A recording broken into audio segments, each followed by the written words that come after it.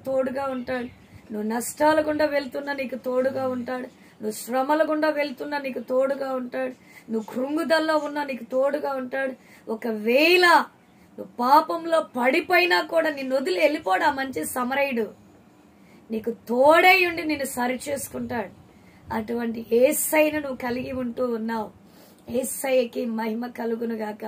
ఈరోజు ఈ వాక్యం ద్వారా ఆయన నీతో మాట్లాడుతూ ఉంటూ ఉన్నాడు. ఆయన యెహోవా షమ్మా, యెహోవా షమ్మా నీకు తోడై ఉంటే నీ జీవితంలో ఏ కార్యాలు జరుగుతాయి అంటే నీ జీవితంలో అపజయం అనేదే ఉండదు. నీ జీవితంలో ఓడిపోవడం అనేది ఉండదు. ఓటమి పాలు నువ్వు కావు. ఎందుకంటే నీ ప్రక్కన నడవవలసిన వ్యక్తే నీ ప్రక్కన నడుస్తూ ఉంటూ ఉన్నాడు. లోకమును సృష్టించినటువంటి సృష్టికర్త నీ ప్రక్కన నడుస్తూ నీకు తోడుగా, నీకు ఒక గొడుగుగా, ఒక నీడగా నీతో